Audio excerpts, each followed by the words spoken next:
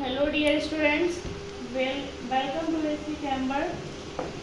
BSc second semester के हम लोग सॉलिड स्टेट चैप्टर में हैं। ठीक है, आज हम लोग स्टार्ट करेंगे सॉलिड स्टेट का lecture number first. Solid state क्या होती है बता चुके। जब हमने आपको गैसेस स्टेट का पहला लेक्चर दिया था उसमें हमने आपको तीनों कंपैरिजन बताया था, सॉलिड, लिक्विड एंड गैस का। तो पहले तो कुछ हम बेसिक समझ लेते हैं सॉलिड के बारे में। सॉलिड क्या होते हैं?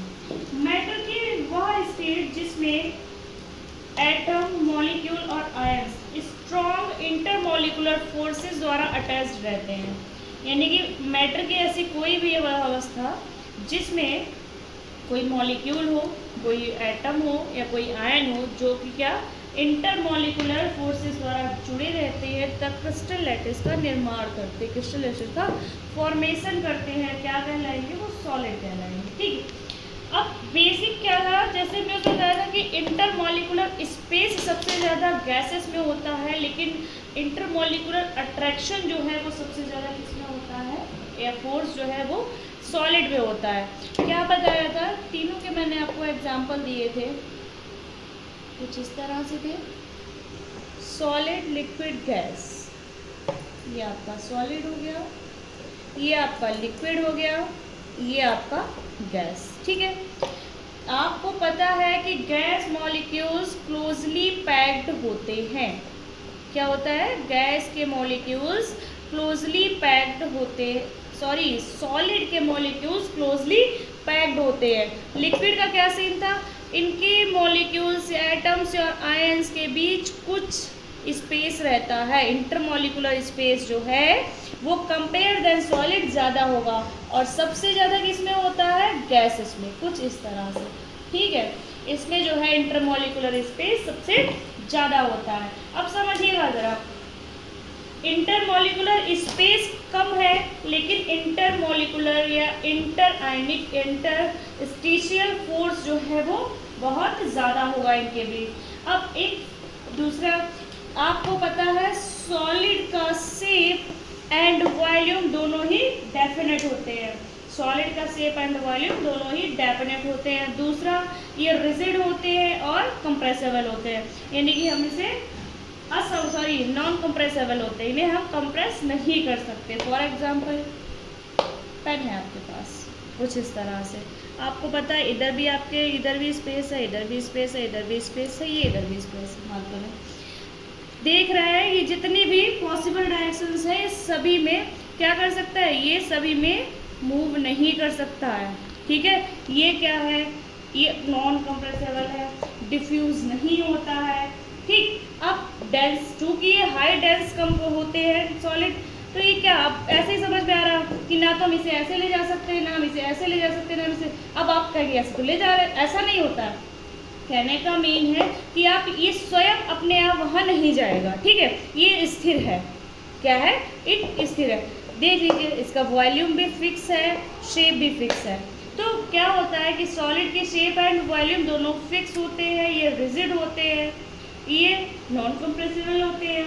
दूसरा, ये डिफ्यूज नहीं होते। मान लीजिए आपने ये पेन रख दिया, क्या ये हर जगह फैल सकता है? नहीं फैल सकता है, नहीं फैल सकता है ना, डिफ्यूज नहीं हो सकता। यही मैंने आपको बताया था कि कितने भी पॉसिबल डायरेक्शंस हो उनमें फैल नहीं सकता। जबकि गैसेस और लिक्विड में ऐसा होता है कि लिक्विड, मान लीजिए आपने वाटर ले लिया, वाटर आपने एक जगह कहीं गिर जाता है तो कुछ एरिया को कवर कर लेता है। ठीक है, यानी कि वाटर भी डिफ्यूज होता है। अब सब गैसेस तो हाईली डिफ्यूज होती है, उनका क्या है, उनकी जितनी भी पॉसिबल डायरेक्शन सभी में डिफ्यूज होती है, बट सॉलिड ऐसा नहीं करते हैं। ठीक, दूसरा पॉइंट, इनकी डेंसिटी हाई होती है। डेंसिटी हाई होने का कारण क्या है? क्योंकि इनके मॉलिक्यूल्स जो है वो क्लोजली पैक्ड होते हैं, जैसा कि यहाँ पे शो किया गया है। इनके मॉलिक्यूल्स क्लोजली पैक्ड होंगे, इसलिए ये डेंसिटी भी हाई होगी और इसीलिए इनका मेल्टिंग एंड बॉइलिंग पॉइंट भी हाई होगा। ठीक है, ये इलेक्ट्रिसिटी और हीट के कंडक्टर होते हैं। अब हम बात करेंगे क्लासिफिकेशन ऑफ सॉलिड। अब आपने देखा होगा, पढ़ा भी होगा, ठीक है, कि कितने 12th में आप लोगों ने पढ़ा होगा कि जो सॉलिड होते हैं वो दो प्रकार के होते हैं। 12th में आपने पढ़ा है ऐसा। कितने प्रकार के होते हैं? दो प्रकार के। एक तो होते हैं क्रिस्टलिन, एक और अमोर्फस। क्रिस्टलिन के बारे में जान लेते हैं। क्रिस्टलिन सॉलिड क्या होते हैं? वे सॉलिड सब्सटेंस, पहले हम थोड़ा सा लिख लेते हैं क्या, क्लासिफिकेशन ऑफ सॉलिड्स। सॉलिड ये क्या है, ये दो पार्ट में डिवाइड किया गया आपके। कौन कौन से दो पार्ट है? एक क्रिस्टलिन है, एक एमोर्फस है। तो इस लेक्चर में हम लोग क्रिस्टलिन सॉलिड पढ़ेंगे, एमोर्फस सॉलिड पढ़ेंगे और इनका डिफरेंस पढ़ेंगे। ठीक है, crystalline solid, amorphous solid. Crystalline solid क्या होते हैं? वे सॉलिड सब्सटेंस जिनमें structural units definite geometrical configuration में अरेंज रहती हैं। यानी कि ऐसे सॉलिड सब्सटेंस जिनमें एक इनकी यूनिट या स्ट्रक्चर जो होती है वो डेफिनेट कॉन्फ़िगरेशन में होती है, यानी कि उनकी ज्यामिति जो है वो डेफिनेट रहेगी, वो क्या कहलाएंगे? क्रिस्टलिन सॉलिड कहलाएंगे। जैसे एग्जाम्पल देख लेते हैं क्रिस्टलिन के। एग्जाम्पल आपका NaCl ले लीजिए, सोडियम क्लोराइड। सल्फर हो गया आपका, कौन सा हो गया? सल्फर। सुगर हो गया, डायमंड हो गया, डायमंड हो गया, सुगर हो गया। ये कैसे है? क्रिस्टलिन सॉलिड है। क्या होता है? इनके डेफिनेट जियोमेट्रिकल कॉन्फ़िगरेशन में अरेंज रहते हैं। इनके शेप जो होगी वो कुछ हद तक फिक्स होगी, आप इसे बता सकते हैं कि इनकी ज्यामिति जो संरचना होगी वो डेफिनेट होगी। ठीक, क्या कहलाएंगे? क्रिस्टलिन। अब बात करते हैं अमोर्फस सॉलिड की। वे सॉलिड सब्सटेंस जिनमें स्ट्रक्चरल यूनिट्स, अब अच्छा स्ट्रक्चरल यूनिट्स कौन कौन सी हो सकती हैं? मॉलिक्यूल्स, एटम और आयंस। जैसा कि हमने बताया था अभी कि सॉलिड जो है वो मॉलिक्यूल्स और आयंस के लेकर बताया था। ठीक है, बताया था ना कि इनमें सॉलिड्स में मॉलिक्यूल्स हो, एटम्स हो, आयन, इसमें स्ट्रॉन्ग इंटरमोलिकुलर फोर्सेस द्वारा अटैच्ड रहते हैं। अब बात आती है यहाँ पे अमोर्फस सॉलिड की। तो वे सॉलिड सब्सटेंस जिनमें स्ट्रक्चरल यूनिट, स्ट्रक्चरल यूनिट कौन कौन से हो गए आपके? मॉलिक्यूल हो गया, एटम हो गया और आयन हो गया। ठीक, इतना हो गया। इसमें जो है डेफिनेट जियोमेट्रिकल कॉन्फ़िगरेशन में अरेंज नहीं रहती हैं। यानी कि मान लीजिए ऐसे इसकी एक स्ट्रक्चर है कुछ इस तरह से,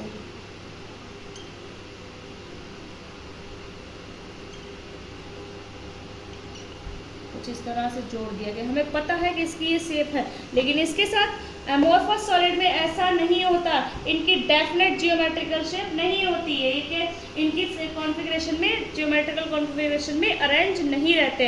एग्जांपल में आप देख सकते हैं कौन कौन से हैं। आपका कोल हो गया यानी कि कोयला, रबर हो गया, प्लास्टिक हो गया, रबर, प्लास्टिक, ग्लास, ETC। ठीक है, तो ये तो बहुत बेसिक सी चीज़ थी कि सॉलिड क्या होते हैं। सॉलिड का टाइप में आपने क्रिस्टलिन एंड अमोर्फस पढ़ा हुआ है।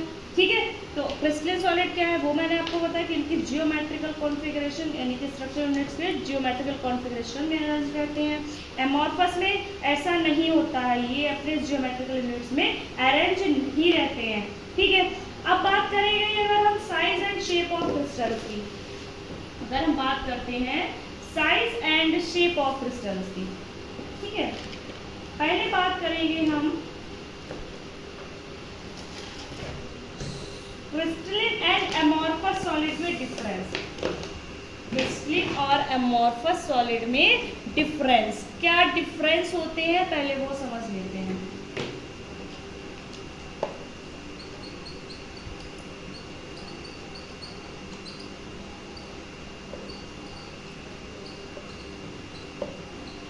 Crystalline, amorphous, okay.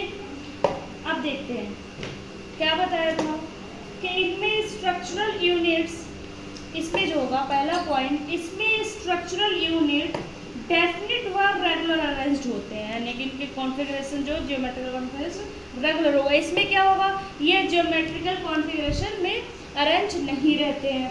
अब इसमें क्या होगा, ये जो है कैसे होंगे, इनके मेल्टिंग पॉइंट और इजीली जो है लिक्विड में चेंज हो जाएंगे। क्या लिखा है, they have sharp melting point, इनका मेल्टिंग पॉइंट शार्प होगा और ये इजीली इसमें हो जाएंगे, लिक्विड में चेंज हो जाएंगे। लेकिन जो हमारे ये एमोर्फस सॉलिड है इनका मेल्टिंग पॉइंट शार्प न होते हुए ये क्या करेंगे, ये इजली यानी कि लिक्विड में चेंज नहीं होते हैं। ठीक, जैसे अभी हमने आपको एग्जांपल दिया था क्रिस्टल में, शुगर है, शुगर को अगर आप एक उसका मेल्टिंग पॉइंट तक ले जाते हैं तो वो पिघल जाती है, ठीक है, लेकिन आप रबर को पिघला नहीं, पानी नहीं में बदल नहीं सकते, लिक्विड में बदल नहीं सकते हो, ठीक है।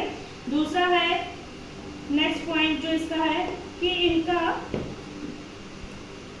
मेल्टिंग पॉइंट डेफिनेट होता है और एमोर्फस का मेल्टिंग पॉइंट डेफिनेट नहीं होता है। ठीक, ये नॉन डायरेक्शनल होते हैं कौन, क्रिस्टलेन, और जो एमोर्फस होते हैं वो डायरेक्शनल होते हैं, सेम डायरेक्शनल होते हैं। इन्हें जो है हम कैसे कहते हैं, इन्हें हम रियल ठोस कहते हैं, उन्हें हम नॉन रियल, वो हमारे आइडियल ठोस होते हैं। ठीक है, एग्जाम्पल हमने आपको बता दिए थे जैसे कि, ठीक है। आगे बात होती है, अच्छा इसमें जो है हमारे क्रिस्टल सॉलिड में आपको plane of symmetry, axis of symmetry and centre of symmetry देखने को मिलेगी, और एमोर्फस सॉलिड में कोई भी सिमेट्री नहीं होगी, यानी कि amorphous solid do not have any symmetry, amorphous solid में कोई सिमेट्री नहीं होगी, और क्रिस्टल सॉलिड में axis of symmetry, centre of symmetry and plane of symmetry होगी। तो हम पहले स्टडी करेंगे क्रिस्टल सॉलिड की, किसके बारे में करेंगे, क्रिस्टल सॉलिड की। उससे पहले हम जान लेते हैं size and shape of crystals, size and shape of crystals.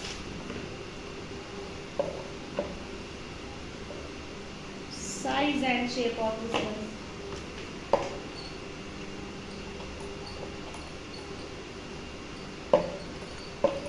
Shape of crystals क्या होगा, किसी क्रिस्टल का साइज उसके फॉर्मेशन के रेट पर डिपेंड करता है। स्लो मोशन में बनने वाले क्रिस्टल का साइज बड़ा होता है, जो कि क्रिस्टल के कंपोनेंट, यानी कि क्रिस्टल के कंपोनेंट कौन कौन से हैं, एटम, आयन और मॉलिक्यूल्स, ये क्या होंगे, इनके क्रिस्टलीन स्ट्रक्चर में सुइटेबल प्लेस पाने के लिए टाइम मिल जाता है।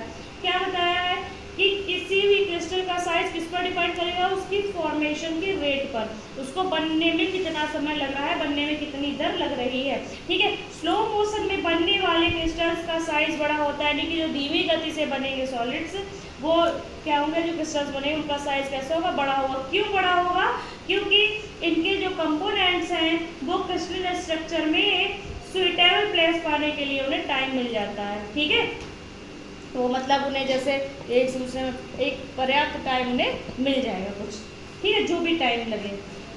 अब सिंस नेचर में क्रिस्टलाइजेशन की प्रोसेस बहुत स्लो मोशन से चलती रहती है, इस कारण नेचुरल क्रिस्टल का साइज लार्ज होता है, यानी कि जो नेचुरली है उसमें क्रिस्टलाइजेशन होता है, नेचुरलिटी जो देखते हैं हम लोग, नेचुरल क्रिस्टलन है उनमें क्या होगा, क्रिस्टलाइजेशन की प्रोसेस बहुत स्लो होगी, जिस स्लो होने के कारण ही वो एक नेचुरल क्रिस्टल का साइज बहुत ज़्यादा बड़ा होता है। ठीक है, यानी कि वेरी लार्ज होता है। अब क्रिस्टल का शेप यूनिट सेल पर डिपेंड करता है, साइज किस पर डिपेंड कर रहा था, फॉर्मेशन के रेट पर, शेप किस पर डिपेंड कर रहा है, यूनिट सेल पर।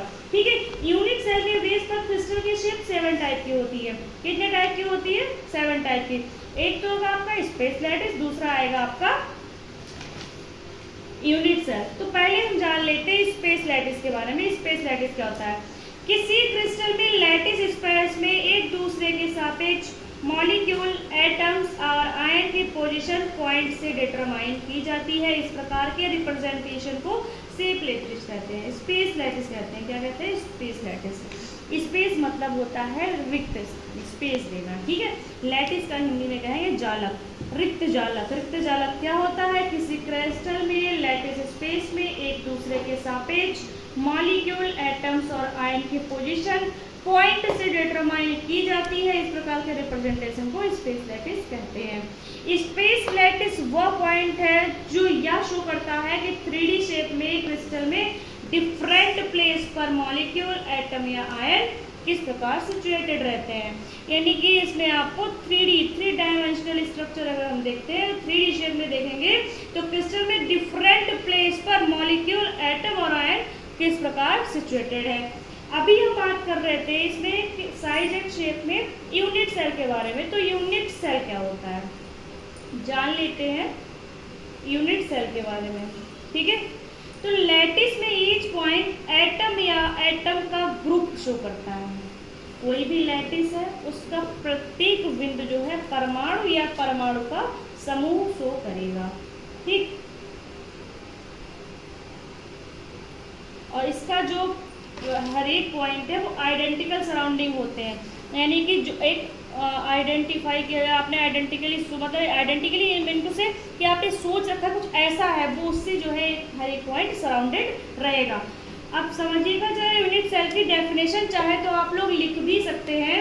वह वेरी स्मॉल यूनिट जिसमें वह वेरी स्मॉल यूनिट जिससे लैटिस बना होता है, वह वेरी स्मॉल यानी बहुत स्मॉल यूनिट जिससे लैटिस बना होता है वो क्या कहलाएगा? Unit cell. जिससे लैटिस बना होता है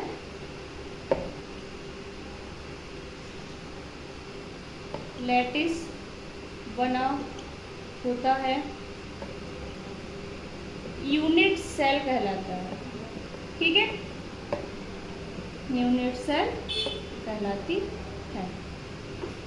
आगे बढ़ते हैं। यूनिट सेल उसकी एजेस की लंबाई ए बी सी एवं एजेस के बिटवीन एंगल्स को अल्फा बीटा गामा से शो करते हैं। आप एंगल्स तो आप लोग पढ़ चुके हैं, बॉन्ड एंगल्स आपने पढ़े हैं फर्स्ट सेमेस्टर में। यहाँ बात हो रही है यूनिट सेल की, तो यूनिट सेल की जो एजेस हैं ए बी और सी, ठीक है, अब उनकी एजेस के बीच का जो एंगल होगा वो अल्फा बीटा या गामा से शो करेंगे। ठीक, अब यहाँ पर बात होगी हमारे टाइप ऑफ यूनिट सेल की। Type of unit cell, okay, समझ लेते हैं पहले।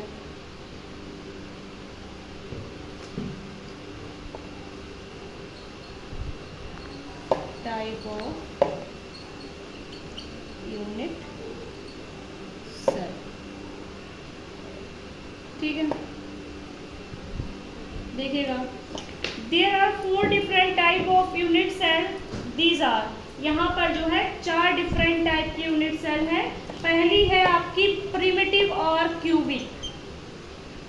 प्रिमिटिव और सिंपल क्यूबिक।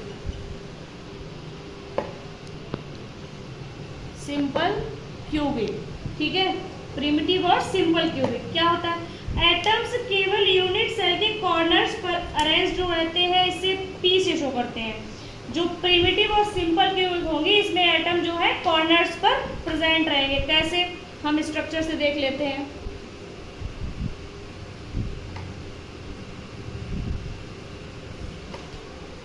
याद रखना है, ऑब्जेक्टिव में पूछ सकते हैं कि प्रिमिटिव सेल में या सिंपल क्यूबिक यूनिट सेल में जो एटम है वो कहाँ पर प्रेजेंट रहते हैं या कितने प्रेजेंट होते हैं, कौन नंबर्स भी पूछ सकते हैं। ठीक है, तो उसके लिए आपको कुछ नहीं करना है, इस तरह से बॉक्स बना के आप चेक भी कर सकते हो। 1 2 3 4 5 6 7 8 कितने हैं एटम्स यहाँ पर? 8। ठीक है, 8 कितने हो गए? 8 याद रखना है आपको। इसे किससे रिप्रेजेंट करेंगे? बी से। अब हम बात करेंगे नेक्स्ट पॉइंट जो है body centred. Body centred cubic, समझिएगा जरा। इस टाइप के लैटिस में यूनिट सेल के ईच कॉर्नर पर एक एटम होने के साथ साथ उसके सेंटर पर भी एक एटम होगा। ठीक है, और इसे आई से प्रेजेंट करेंगे। प्रिमिटिव में हमने क्या बताया था कि इसके कॉर्नर पर एक एक एटम प्रेजेंट होगा। यहाँ ये बता रहा है बॉडी सेंटर्ड में कि इनके कॉर्नर के साथ साथ एक बॉडी पर भी कहाँ पर होगा? ये ठीक है, यहाँ पर जो है एक एटम और प्रेजेंट होगा, तो इसे क्या कहलाएगा? Body centred cubic. क्या कहलाएगा हमारा? Body centred cubic. इसको कुछ इस तरह से जोड़ेंगे, ठीक है, बॉडी सेंटर्ड क्यूबिक। दोनों में डिफरेंस पता चल गया। इसमें क्या था? चारों कॉर्नर्स पे था, ठीक है, इसमें क्या होगा? एटम कॉर्नर्स पे प्रेजेंट रहता है, इसमें कॉर्नर्स के साथ साथ बॉडी पर भी प्रेजेंट रहता है। नेक्स्ट है हमारा फेस सेंटर्ड, यानी कि एफसीसी। ये इंपॉर्टेंट है आपका, एफसीसी देख लेते हैं। Face centred cubic lattice.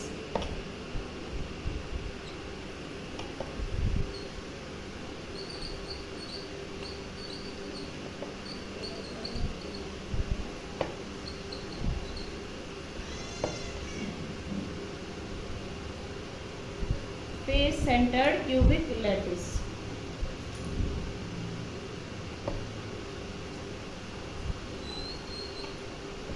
समझिएगा, एटम यूनिट सेल के ईच फेसेस के सेंटर पर एवं कॉर्नर पर अरेंज रहते हैं।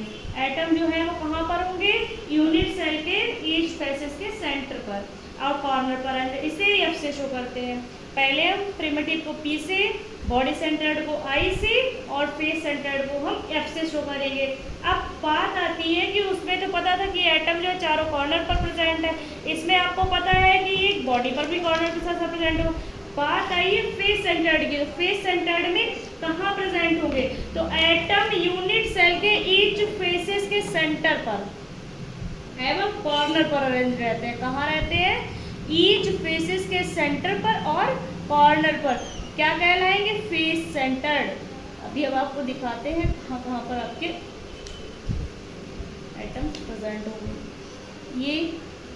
ये फेस है, इस फेस पे, इस फेस पे, ठीक है, ये हम फेसेस में है। आपको इसमें 3D इमेजिनेशन, 3 डायमेंशनल स्ट्रक्चर में समझना है कि मान लीजिए ये है, ये आपको इस तरह से कि ये ऊपर है, ये बॉटम में, ये कॉर्नर्स पे है, ये जो है ये side wise, right left up down, ठीक है, समझिएगा, टॉप बॉटम। अब जाता है next and last type of unit cell, वो क्या है आपका, side centred. Atom unit cell के सेंटर पर एटम से एडिशन में फेसेस के केवल एक सेट पर सेंटर पर अरेंज रहते हैं, कोई एक सेट में सेंटर पर अरेंज हो जाएंगे, वो क्या कहलाएंगे, साइड सेंटर्ड कहलाएंगे। याद रखिएगा, टाइप ऑफ यूनिट सेल 4 टाइप के होते हैं। पहला है प्रिमिटिव और सिंपल क्यूबिक, दूसरा है आपका बॉडी सेंटर्ड, तीसरा है आपका face centred cubic lattice and fourth है साइड सेंटर्ड। प्रिमिटिव क्या होते हैं, प्रिमिटिव या सिंपल क्यूबिक, इसमें जो है एटम्स कॉर्नर पर अरेंज रहते हैं, बॉडी में कॉर्नर्स के साथ साथ बॉडी पर अरेंज रहते हैं। फेस सेंटर्ड में एटम यूनिट सेल के ईच फेसेस के सेंटर पर एवं कॉर्नर पर अरेंज रहते हैं। साइड सेंटर्ड में क्या है, एटम यूनिट सेल के सेंटर पर एटम से एडिशन में फेसेस के केवल एक सेट पर, फेसेस और कॉर्नर के साथ एक सेट पर अरेंज रहेंगे, वो क्या कहलाएंगे, साइड सेंटर। ठीक है, इतना याद रखिए आप लोग। अब हम बात करेंगे सबसे पहले क्रिस्टलन सॉलिड के बारे में, ठीक है, बेसिक थोड़ा समझ लेते हैं। क्रिस्टलन सॉलिड यानी classification of crystalline solid, classification of crystalline solids, ठीक है, टाइप ऑफ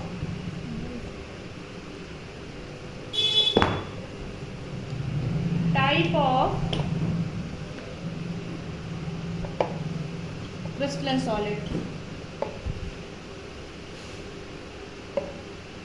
क्रिस्टलन सॉलिड के कितने टाइप है, पहला आपका आयनिक सॉलिड, दूसरा है आपका कोवलेंट सॉलिड, तीसरा है आपका मॉलिक्यूलर सॉलिड, फोर्थ है आपका मेटालिक सॉलिड। ठीक है, ये जो है आपके इतने क्या है, क्रिस्टलन सॉलिड है। इनके बारे में हम लोग नेक्स्ट लेक्चर में डिस्कस करेंगे, और ये लेक्चर जो है वो 12th के यूपी बोर्ड के भी काम आने वाला है। ये फर्स्ट लेक्चर उनके इसमें भी ठोस अवस्था करके जो चैप्टर दिया है इसी तरह से कुछ है, तो 12th के स्टूडेंट्स भी इसे देख सकते हैं। ठीक है, जिन लोगों ने अभी तक हमारा चैनल सब्सक्राइब नहीं किया है वो सब्सक्राइब कर दें, और पीडीएफ लेने के लिए first semester and second semester के सारे कोर्स अवेलेबल हैं आपके एप्लीकेशन पर, जो कि आप एप्लीकेशन आप प्ले स्टोर से इंस्टॉल कर सकते हैं, ASB कैमवर्ड। Thank you.